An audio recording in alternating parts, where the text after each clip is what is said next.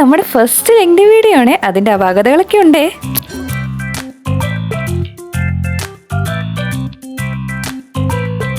ഇന്ന് ഞാൻ അമ്മയൊക്കെ ആയിട്ട് തിരുവരാനിക്കുളത്ത് ക്ഷേത്രത്തിലൊക്കെ ഒന്ന് പോയിട്ടുണ്ടായി. അപ്പം ഞാൻ ഇതിൻ്റെ സെക്കൻഡ് വിസിറ്റാണ്. ഈ ഒരു അമ്പലത്തിൽ പണ്ട് പോയതാണ്, പിന്നീട് കുറേ വർഷങ്ങൾക്ക് ശേഷം ഇപ്പോഴാണ് പോകുന്നത്.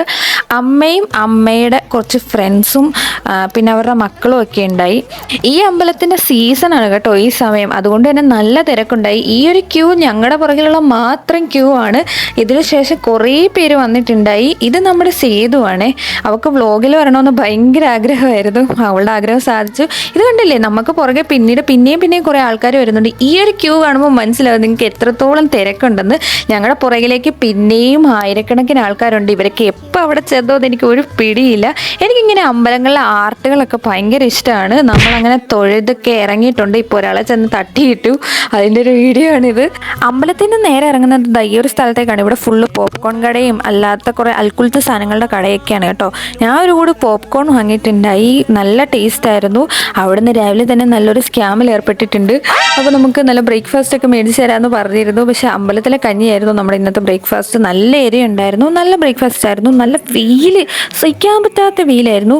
ഇപ്പോഴാണ് ഞാൻ എൻ്റെ അമ്മയൊന്ന് കാണാൻ കിട്ടുന്നത്. ഇവരവിടെ നിന്ന് വേറെ ഏതോ ഒരു അമ്പലത്തിലും കൂടെ കയറി. പക്ഷേ ആക്ച്വലി ഞാനവിടെ കയറിയില്ലായിരുന്നു, ഞാൻ പുറത്തിരിക്കുകയായിരുന്നു. ബസ്സിൽ പാട്ടിടാനായിരുന്നു ഒരു അംഗം. അമ്മമാർക്ക് അവരുടെ ഇഷ്ടമുള്ളൊരു പാട്ട് വേണം, നമുക്ക് നമ്മുടെ ഇഷ്ടമുള്ളൊരു പാട്ട് വേണം. നമ്മൾ പിന്നെ ഒത്തുതീർപ്പാക്കി കേട്ടോ. അതിൻ്റെ ഒരു സന്തോഷമാണ് ഇത്. അവിടുന്ന് നേരെ ആലുവയിലുള്ള മഹാദേവൻ്റെ അമ്പലത്തിലോട്ടാണ് പോയത്. അത്യാവശ്യം നല്ല ചൂട്, എനിക്ക് പറയാൻ പറ്റാത്ത തരം ചൂടായിരുന്നു അവിടെ ഉണ്ടായിരുന്നത്. പക്ഷേ എന്തൊക്കെയോ നല്ല നല്ല പോസിറ്റിവിറ്റി അവിടെ നിന്ന് എനിക്ക് ഫീൽ ചെയ്തു. ഈ ഒരു മരത്തിൻ്റെ കുറേ വീഡിയോ ഞാൻ എടുത്തിട്ടുണ്ട്, എന്താണെന്നറിയത്തില്ല, എല്ലാ ആംഗിളിൽ നിന്നും നല്ല ഭംഗിയുണ്ടായിരുന്നു. കരിഞ്ഞു ഗൈസ്, ഭയങ്കര ചൂടുണ്ട്. ഇവിടെ വരാൻ പ്ലാനുള്ള ഒരു കുട എടുക്കാൻ മറക്കണ്ട കേട്ടോ, കരിയാതെ വീട്ടിൽ പോകാം. കാലൊന്ന് നനച്ചപ്പോഴാണ് എനിക്കൊരു പാതി ജീവൻ വീണത് തന്നെ. എന്തൊക്കെയോ ഒരു പ്രത്യേക സുഖമായിരുന്നു. നമ്മളങ്ങനെ നോക്കിയപ്പോൾ അവിടെ കൂടെ ഗുഡ്സ് ട്രെയിൻ പോകുന്ന കണ്ടു കേട്ടോ. കുറേ നാൾക്ക് ശേഷമാണ് ഗുഡ്സ് ട്രെയിൻ കാണുന്നത്. അമ്മ നമുക്ക് എല്ലാവർക്കും ഐസ്ക്രീം അത് കഴിഞ്ഞിട്ട് വാങ്ങി തന്നിട്ടുണ്ടായി.